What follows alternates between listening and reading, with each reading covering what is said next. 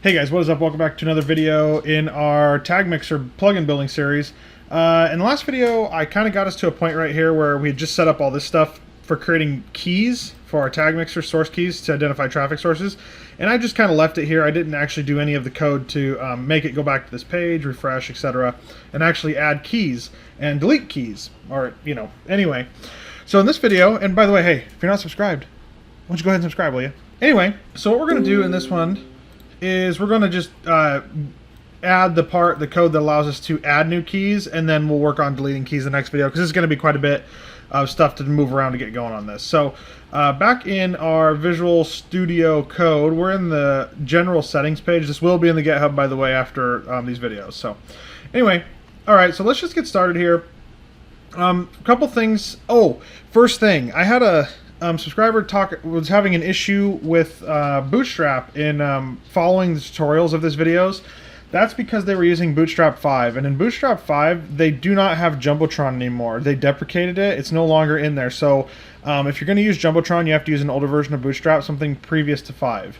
And if you're following along and you're using 5, that's not going to work for you. So just a heads up to anybody who's having that issue. Everything else will work, buttons, alerts, etc., but Jumbotrons will not. So I probably am going to move away from those in future tutorials so I don't confuse anybody. So I wanted to make sure to say that as well.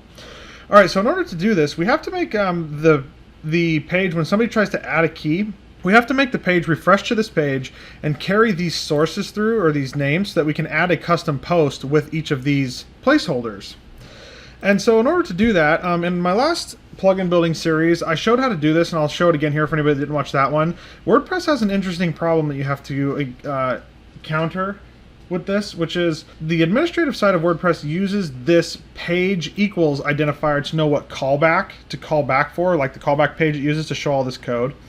And if this callback isn't here, then it won't know what to show. And unfortunately, when you refresh or you use a form submit and it sends a GET request, this is not included by default, so it'll just go to admin.php. It won't include what's called a query, right? Everything after the question mark in a URL starts a query string that can be gathered by PHP, and you can do things with it. And so, like, you can do page, and then you can do an ampersand and say, like, and action. And if you watch my YouTube one, you'll see. But let's go ahead and cover it again here. So we have to actually capture this and send it back through when we submit a form, any kind of form. We have to submit that in order to come back to this page. Well, how do we do that?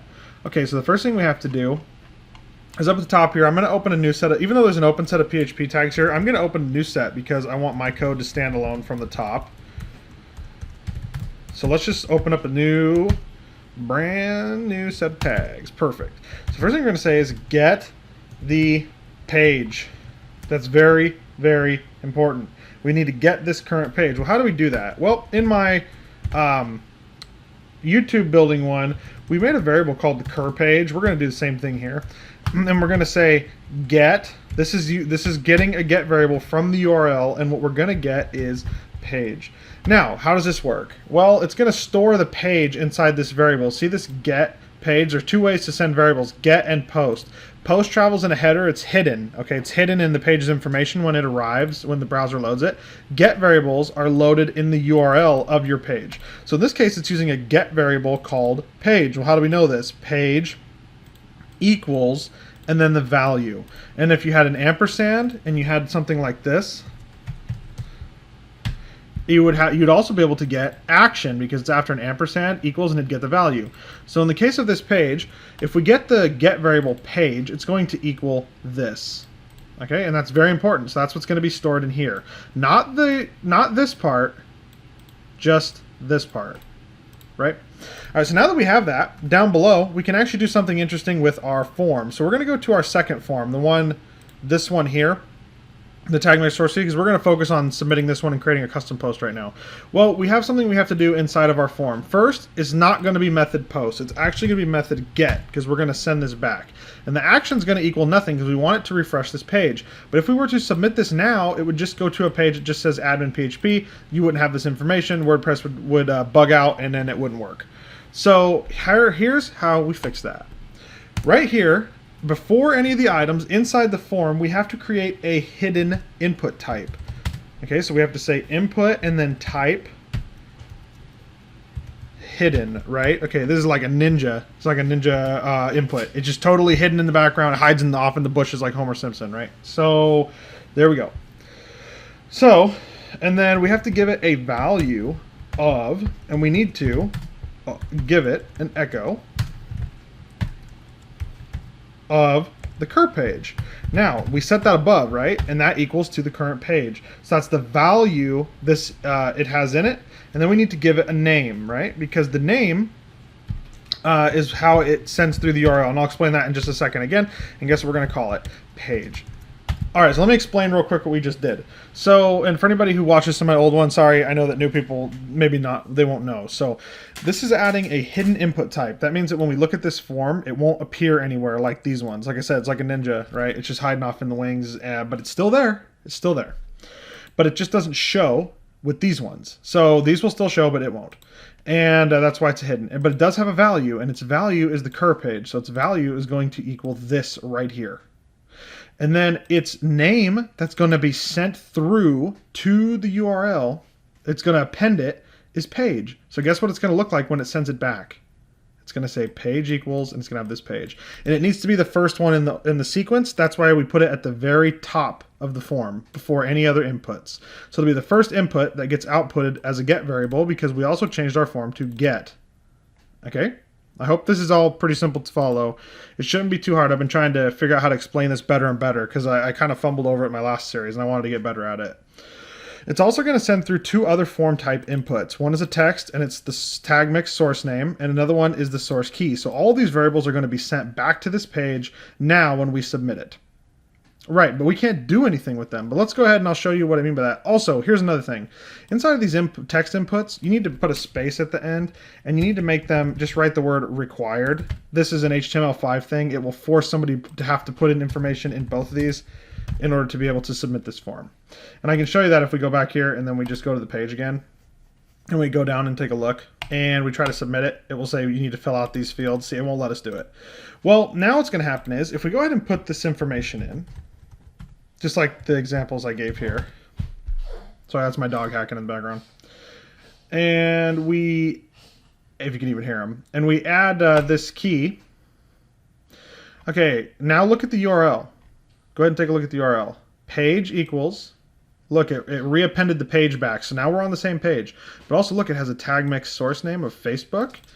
Right here, tag mix source name equals Facebook, and tag mix source key equals FB name. So the variables are being sent through properly on this form, but they're not adding a custom post because we have no code for that. So how can we add that code? Well, up at the top, after this cur page get, we're going to create a bunch of events that take place before anything else on the page loads. And that's what we're going to make right here. We're going to do it, like, call it like an action section. And we're going to say this section handles, let's see, or checks. How about that? This section checks for all page actions and acts accordingly. Oh, that's good. So here's how we can do this. Let's start with the, I'm trying to think of what I want to start with. We are going to start with either the delete or the, no, we'll start with the new. So here's how we can do that. Very first thing, I'm just going to go ahead and open up another identifier set like that. And then, or comment is what I mean. And we're going to say this section handles adding new posts with source keys. So this is going to add new source key posts, this section right here. All right, so the easiest way to do that is we need to check if the URL, or if the user is trying to do that action. Well, how can we tell if the user is trying to do that? How can we tell if they're trying to add a new post when this page loads? If this variable is set, or this variable is set in the get, that means that the user has just submitted this form. And remember, this form cannot submit unless they put something in both fields. So we know they're attempting to submit something here. So what we need to do is we need to check if this field is filled, then we need to add this as a post. And also we're going to add duplicate checking, just not at this moment, but I do want anybody who watch this and say, oh, what about duplicates? Because I know that's a problem. If somebody submits this form multiple times with the same names, they'll just keep adding more posts with these names. So we'll double check that. But anyway, and really it's the source key that you want to check. The name doesn't really matter. Somebody can have multiple Facebook keys if they felt like it. But anyway, so here's what we're going to do. So we're going to say if and this is a PHP call, is set. Is set is going to look up there and determine if the following thing is set. We're going to say get. This is a get variable. And what's the get variable's name? Tag mix source name. We also set that down here inside of the form right here. That's what the control is called that has the name. So we put it in here, and now we say if that is set, we need to add the new source key post, because the user just is attempting to add a post or add a new key, right? Right. So how do we do that? Well, this is pretty easy in WordPress actually, especially because we already created our custom posts in the last videos. So here's all we have to do. We have to create a simple data array, and this is pretty easy. So we're going to open up a new data array. Let's give ourselves a couple lines here, and then close it off. All right. And so now inside this data array, we have to do a couple things to add a post in WordPress. We have to add a post title. We have to add, and we'll go ahead and just make this line actually, and then just give it blanks. So we can do something like that. And then the next one is going to be post content. This is the actual body or description or whatever in it. The next one is post category. I could have copied this from my other tutorial as well, but I thought I'd at least write it out and show you guys. The next one that we're going to go for is tags input. This will be identical to the one in the YouTube one, so it's not any different. And then we're going to go for post status. This tells WordPress what this, if it's published, if it's a draft or whatever. And then we're going to go for post type. I think that's everything. I want to go for a title. Let's see, a content category, input, status, and type. Yeah, that'll do it. We're good with that. So for the title, we're not going to use, we don't have to use a meta with this one, because we can just put the source name as the title and the source key as the content, and then we can access them easily. So the post title is going to be, we're going to get, and guess what we're going to do? We're going to grab the source name. That's what the title is going to be. And then the description is going to be this, but we're going to grab the source key. So now this FB name is the source key. Okay, and now we have both of those set. So the post category, we're actually going to make this an array. Are we going to make it an array? I'm just going to leave that blank. I'm going to leave that one blank. This is going to be published, or publish rather, as the post status. And then the type, you guys know what the type is, right? Inside of our admin file, when we created that tag mixer source key, and this was our custom post, we named it right here. That's the kind of post we need to make it as, so that all of them are under the mixer source custom key. Perfect. So now we have that ready to go. And here's what we're going to do next. We're going to add the new source key. And this is a pretty easy call. We're going to do something really similar to what we did in the last one, which is we're going to go for a result. We're going to make a variable out of this actually, and we're going to use WP insert post. And guess what it asks for? The array we have above, because we already formatted it properly for a post insert. So that's it. That, as is, should go ahead and create a new post. So now that we have this working, we should be able to go ahead and go back to the page, hit the button with those FB name and the Facebook name and all that in there, and it should add the new post. And the reason why I added this was because if it will actually perform this action and store the result in this variable. And the result is the post ID. So we can do all kinds of stuff with that after it's been done. We can add metadata to it. We can do all kinds of stuff, but we don't have to do anything with it. We can just leave it as a result variable that we don't do anything with. But if you wanted to like make sure that it was posting or anything, you could echo this and all kinds of stuff and then make sure it's working. That's why I did it that way versus just removing this and just doing this part, because you could do that too. So let's go back to the page and take a look at what we got. I'm actually just going to put the stuff in, just like start back from scratch. Go ahead and just write Facebook again, and then FB name. Now it should technically add these key, or this post. Now how do we know if it did it or not? Here's a way we can tell right away. Do you guys remember this source keys part? Do you know what it's pulling right here? What it's filling the items with? Let's take a look at its code. It's actually calling in the, right here, it's calling in source keys, getting posts. It's getting all of our tag mixer source keys. That's these. And it's saying if there's zero, say no source keys created, but we never made the else, did we? So look, that means that there is a post in the database because it didn't say no posts. So let's quickly make this part, and then we'll wrap up this video right there, and then we'll do the deletion in the next one. Okay, so now that we've got that out of the way, here's what we're going to do. We're going to say else, and now we're going to build out something a little more cool for right here that actually goes through and loops out what we have in our database.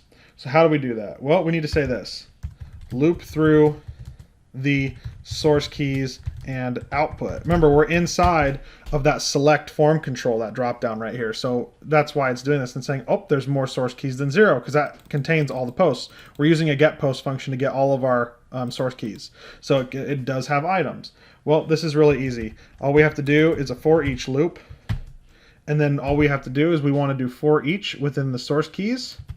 We want to loop through this source keys array, and we're going to make each item as something. We're going to call it S-key or ski, I guess. Ski? I don't know. Anyway, and so here's what we're going to do now. For each one, we're going to echo. This is going to be real easy. We're going to make an option, and then we're going to concatenate, and we're going to go like this. Ski, and we're going to get post title, because that's what we said above, wasn't it? And it should say Facebook.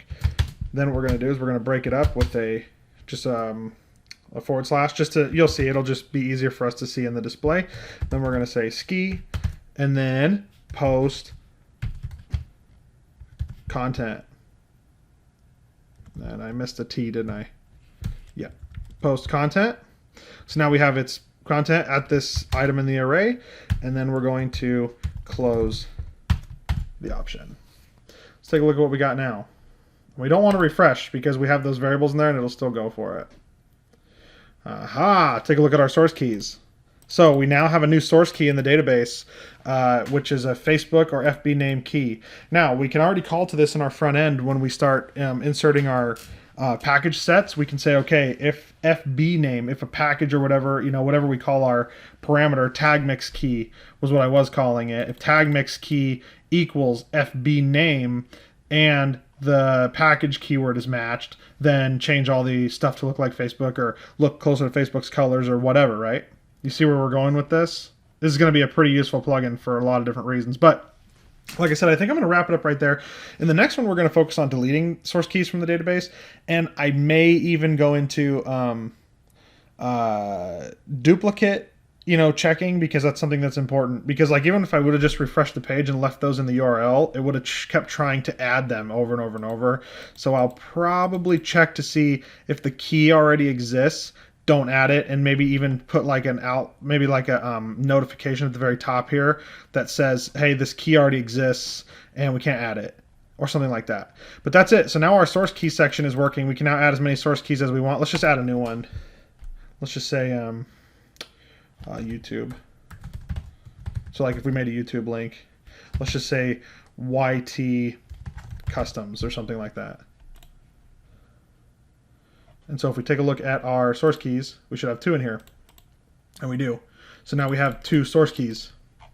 Right. So this section's already going to be done pretty quick, guys. And then we're going to be able to move on to the really cool part, which is the package part. Also, we're going to have a video where I think I decided I want to make a really cool documentation, which has a tutorial that walks the user through it. It actually comes to this page and uses get variables like steps, tutorial is active, and steps to like highlight this box and like show the user what to do and walk them through their very first package. So that'd be pretty cool, I thought, and then it'd be something you could take to other plugins as well. Anyway, hey, if this is something that you guys like watching, subscribe, would you? If you're not already. And for anybody who is subscribed, I appreciate you. And I look forward to seeing you guys in the next one, where we set up the deletion and we go ahead and delete this stuff and make this box work like these boxes. So anyways, hey, look forward to seeing you guys in the next one.